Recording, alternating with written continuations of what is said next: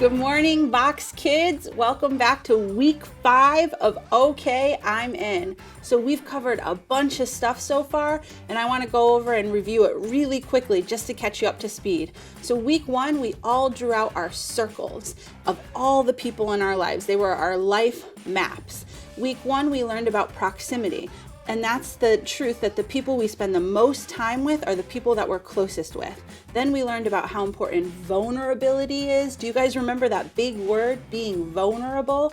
That means we share what's happening on the inside and the outside with the people that we're closest with. Then we learned all about teaching and how we can learn from each other, that it's not just our teachers who teach us things, but our closest friends are there to help us grow in God. And then we learned all about having fun and how important that is. Did you guys have fun last week? I know I did. Well, we're going to have fun this week too as we jump into our next topic. So if you're ready, I want to see your thumbs in the air and let's hear it. Okay, I'm in. All right, let's get started. I need everybody to put your eyes on your teachers. Go ahead and find them in the room, to your right, to your left, maybe behind you. Find your teacher.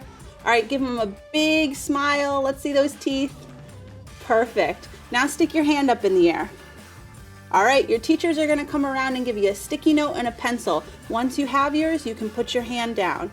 While they're handing those out, I want you to start thinking about, what was your favorite toy or game? What's your favorite toy or game that you like to play with? When I was a kid, my favorite thing to play with was coloring books.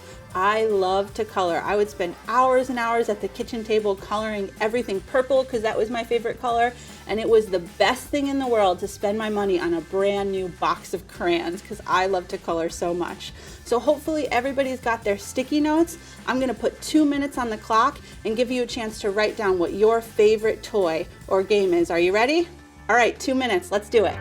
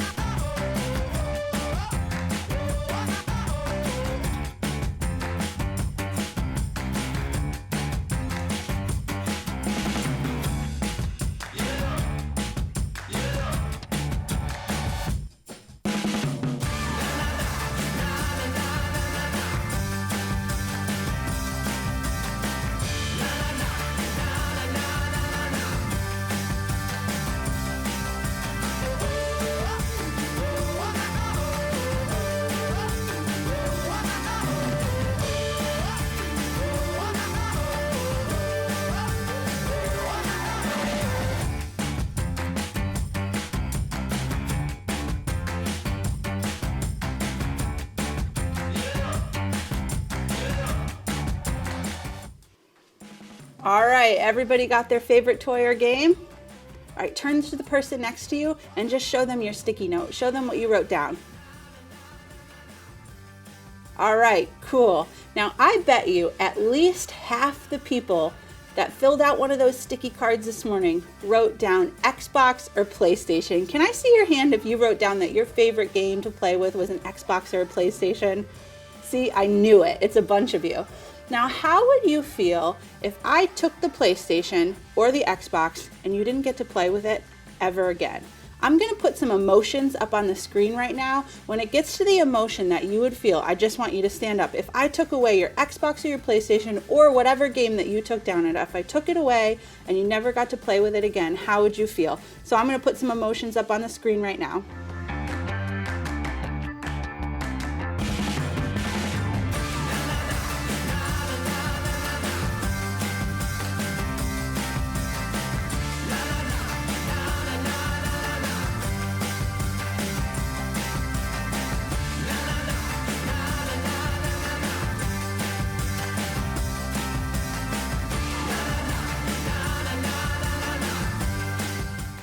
Most of you stood up at the sad face, right? It'd be kind of awful if someone took away your favorite toy and you never got to play with it again. I know I'd feel kind of sad.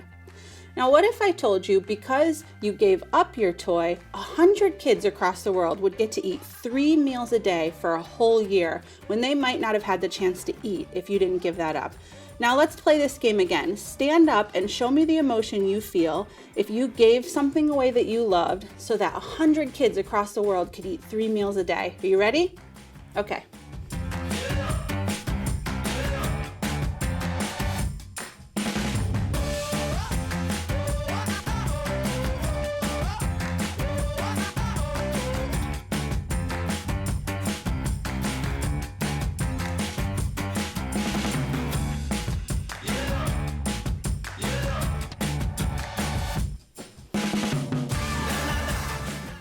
I bet a lot of you would have felt a lot happier than if you gave up your Xbox for no reason.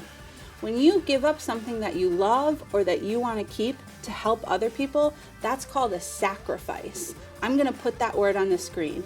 Sacrifice. Can we all say that together? I'll count to 3. Ready? 1, 2, 3. Sacrifice. That means giving something that you love or want to keep so you can help others. So I'm going to put my map back up on the screen just to remind you guys that I've got about 7 or 8 people I'm really close to that I share my life with. And I want to tell you a little story about how those people sacrificed something so that they could help me.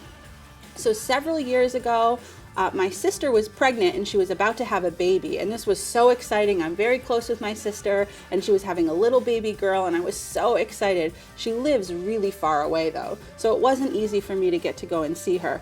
So she had the baby very suddenly. We didn't know it was going to come yet, and she had the baby, and it was a time in my life when I was having kind of a rough time, and I didn't have enough money to get all the way to New York to see my sister and the new baby. So I shared with my friends that I was feeling kind of sad about that. I was feeling sad that I would really only get to see pictures and videos, and I wasn't going to get to meet baby Jolie. And my friends, without telling me, decided to gather some money together, and they gave me a gift that was enough money to fill my car up with gas and get me all the way to New York so I could see the new baby. It made me so happy, and I will never forget the sacrifice that my friends made of their money to do something nice for me. I wonder, is there anybody in your life who sacrificed something for you? We're going to put 2 minutes back up on the clock, and I want you to find someone next to you and share about a time somebody in your life gave you something that really helped you. Are you ready? All right, 2 minutes. Let's go.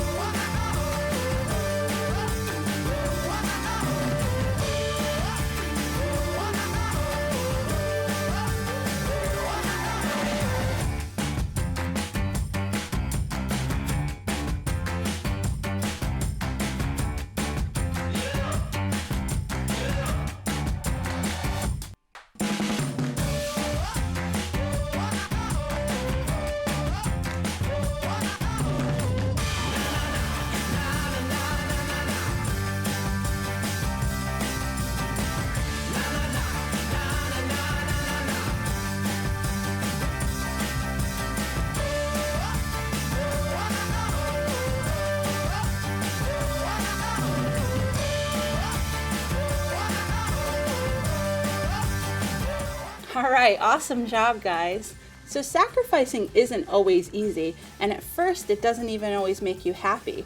But there is one thing that always helps me when I'm deciding whether or not it's a good idea to sacrifice for other people. And that's the story of Jesus.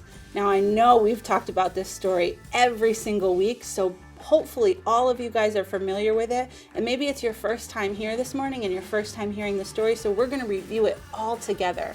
Now, a few weeks ago when we were talking about being vulnerable, it meant sharing what's happening on the inside and the outside, and we shared the story of Jesus right before he went to the cross, praying to his Father in the garden saying, I really don't want to do this. I'm nervous. I'm scared. It's going to hurt.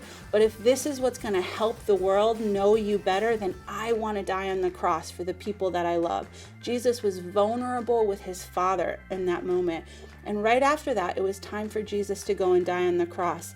Now, this is the greatest sacrifice that anyone has ever made, because it wasn't just Jesus being nailed to a cross and dying. What happened there was he took every sin and every mistake that you've ever committed, that I've ever done, every sin of every person in the whole world. He took the punishment for every single one of those.